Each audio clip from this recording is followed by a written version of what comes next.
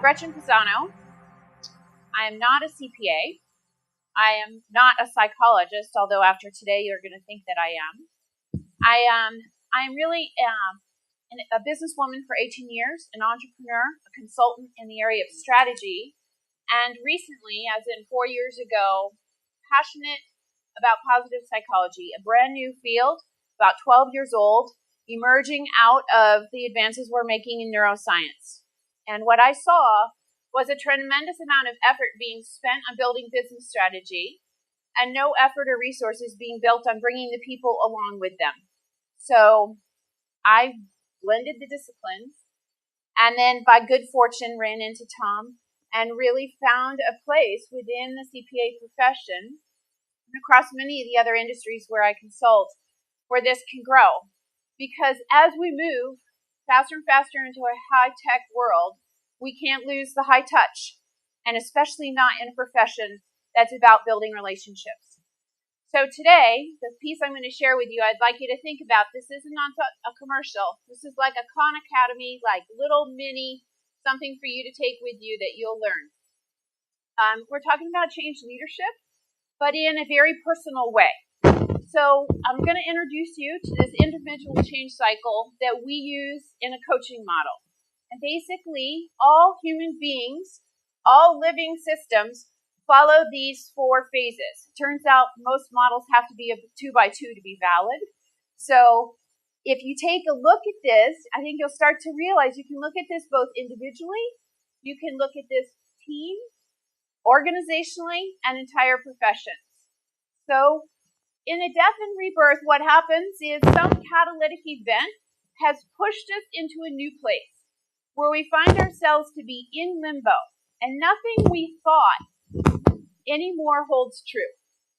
So we're not sure really what direction feels like the right direction. When we advance through this phase, if we advance through this phase, we move to dreaming and scheming, which is one part thinking and one part acting. This is where we start to think about what the future could be. From there, we move across the threshold into hero's journey, which is basically what we call the nuts and bolts phase because it drives you nuts and makes you want to bolt. And this is often where people run away. And what they do is implode in hero's journey. They implode whatever they're working on and move around to death and rebirth and start the cycle again. If they stay in hero's journey, they will eventually move on to promised land. Now, this is a model for a person, right? And you can think about this in your own life, and you can be in different squares in different parts of your life. So you could be in promised land in your relationship or your family life at home, but you can be in death and rebirth, say, in your professional life. How you manage through that really determines how you move across that arc of your life.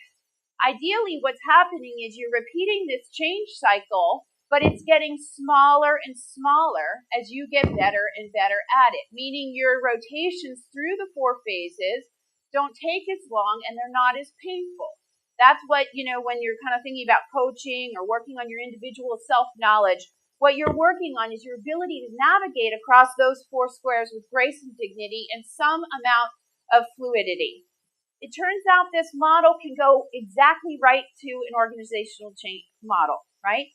So death and rebirth in an organization often can look like a reorg. People the whole thing gets exaggerated now because you're talking about a group of people. So the whole thing gets kind of shuffled around. People are in limbo. They're not sure which direction to go. There's a big sense of fear and uncertainty in the organization.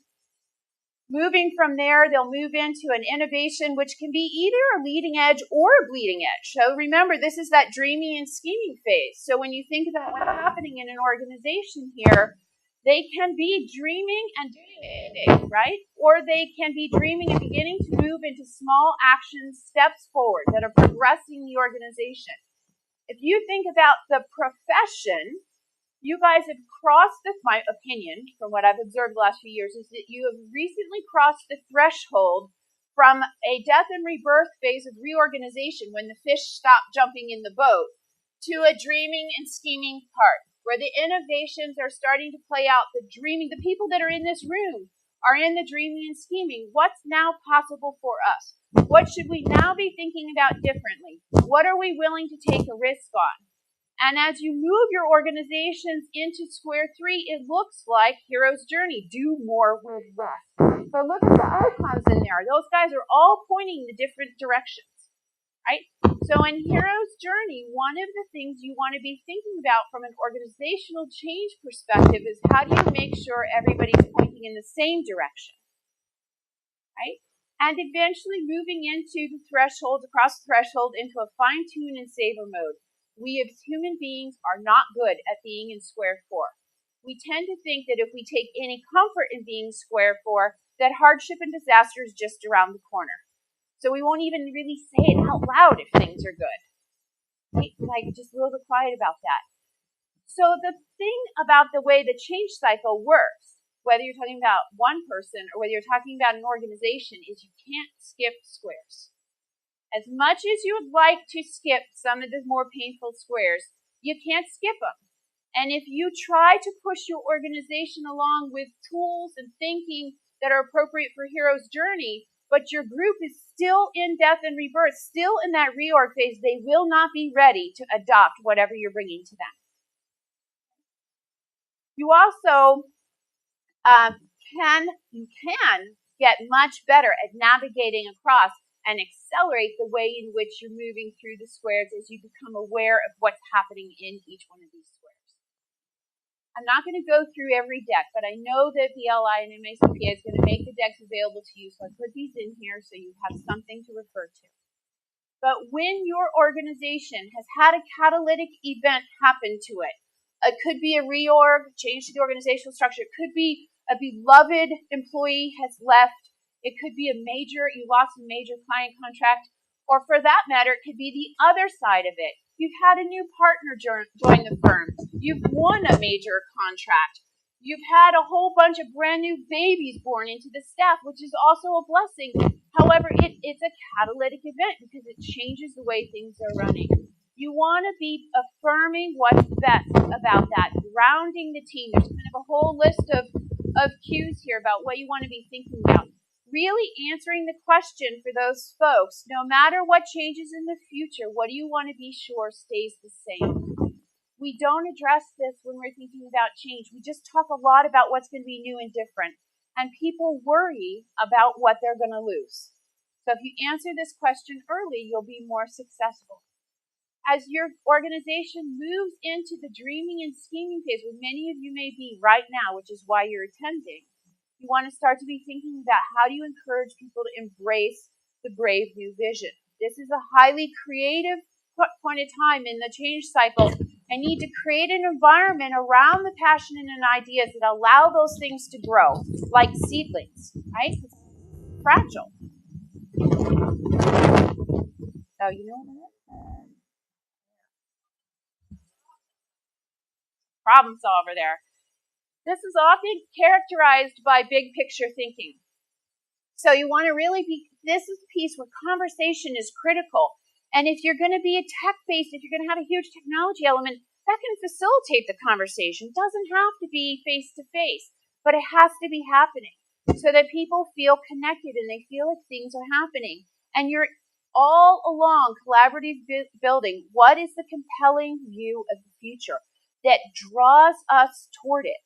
Because be aware that human beings are, I was told yesterday, use this, they love this thought, but it's true. So human beings are like Velcro for negativity and Teflon for positivity. We are really good at catastrophizing. If you ask me to think about the future, I'm going to be better at imagining how it won't work out for me than I will be imagining what could be possible. You have to actually teach that skill, how to optimize and dream for the future. As you move into Hero's Journey and you get into that nuts and bolts phase, you want to engage the positive core, build your ambassadors. Human emotion spreads.